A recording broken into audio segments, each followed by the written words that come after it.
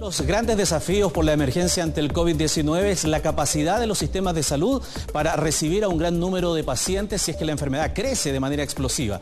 El doctor José Miguel Bernucci, secretario nacional del Colegio Médico, nos acompaña. Buenas noches, doctor. Bienvenido. Buenas noches, Ramón. Muchas gracias por la invitación. Bueno, para contextualizar, primero vamos a ver la realidad hospitalaria de algunos países que han sido golpeados por la pandemia. Japón, por ejemplo, tiene 13 camas por cada 1000 habitantes. Corea del Sur tiene 12,2, Francia tiene 5,9, China 4,3, Italia 3,1, España 2,9. ¿Cuánto tiene Chile? 2,1. Veamos, sigamos avanzando en la siguiente gráfica.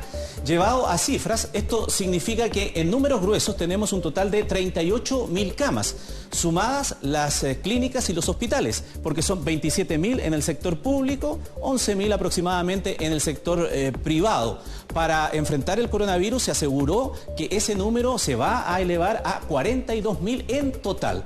¿De dónde salen esas 4.000 camas adicionales? Este es el desglose que se informó en su momento. 1.700 de hospitales nuevos, 500 de hospitales modulares, 800 de las que están allí dispuestas o se están instalando en espacio riesgo, 700 que provee las Fuerzas Armadas y 300 que vienen de otras vías adicionales. Y con eso se llega a las 4.000 adicionales, pero una cosa es tener más camas y otra es tener más camas críticas. Y de estas 4.000 adicionales, un tercio son de esa naturaleza.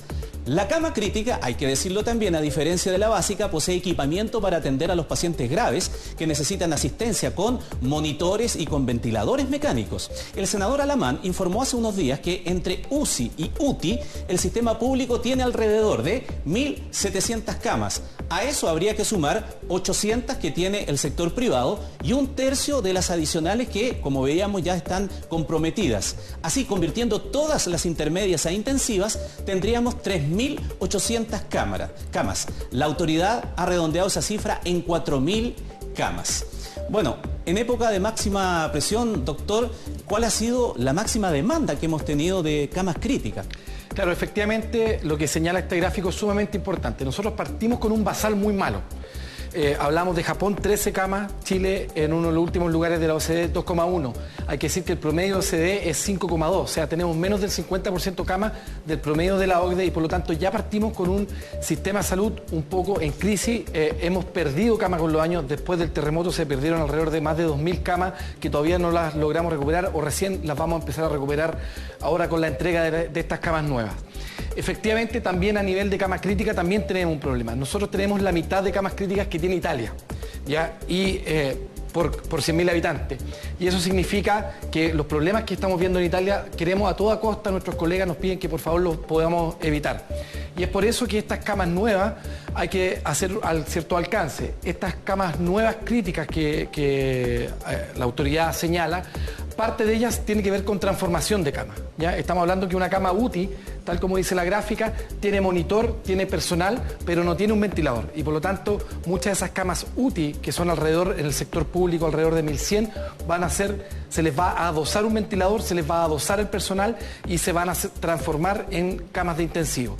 Otro porcentaje que sale de las comprometidas también tiene que ver con transformación, que tiene que ver con las camas de pabellón actualmente, que muchas de ellas tienen ventilador para poder realizar los procedimientos. Ese se suspenderían en los procedimientos electivos de pabellón y pasarían a transformarse también en camas de intensivo con el personal necesario.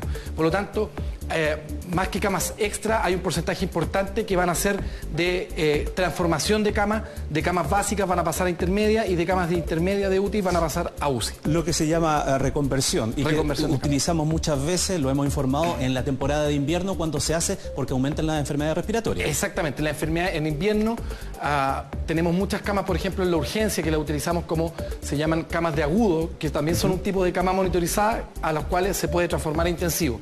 Estas camas de UTI, que son alrededor de 1.100 en el sector público, un poquitito menos, 900, las podemos transformar a intensivo. Bueno, veíamos ahí que es una proyección y lo que informaba la autoridad de 4.000 en el plan anterior, pero hoy día el subsecretario, Arturo Zúñiga, dijo que incluso podría haber más. Escuchemos y seguimos conversando. Si bien hoy hay solo 52 personas que están hospitalizadas en camas intensivas, nosotros vamos a pasar de 3.300 camas a 4.500 en este minuto y además vamos a llegar a 5.500 camas prontamente. 4.500 camas, dice, o sea, sobre lo que se había propuesto la semana pasada. Eso nos da, doctor, un rango para entender cuánto es lo que hay que estar preparado, teniendo en consideración la presión asistencial que ha tenido, ya que lo dijo usted, Italia y España, que no han dado abasto. Así es. Lo que hay que entender también que de estas 1.700, estas 800, de casi todas estas camas, no las reconvertidas ni las nuevas, hay que entender que las otras enfermedades que utilizan las unidades de cuidado intensivo siguen ocurriendo. Estamos hablando de los politraumatizados, los shock sépticos, otras pacientes graves que requieren cuidado intensivo. Siguen habiendo accidentes, siguen habiendo infartos. Exactamente. Y estamos hablando que en la actualidad la utilización de estas camas está alrededor de nuestro país del 90-95%. O sea, de estas 1.700 camas que existe en el sector público más las 800 privados, en un 90% ya están ocupadas con otro tipo de diagnóstico. Por lo tanto, la reconversión y la creación de camas nuevas es muy importante. Ahora, algo que no ha señalado, que no se nos ha señalado con suficiente detalle, por decirlo de alguna forma, pero yo creo que va por ahí, es que lo que vamos a hacer es que las camas de los hospitales que tenemos actualmente se van a reconvertir aumentando su complejidad. Las camas básicas van a pasar a intermedio y las camas de intermedio probablemente las vamos a transformar a UCI.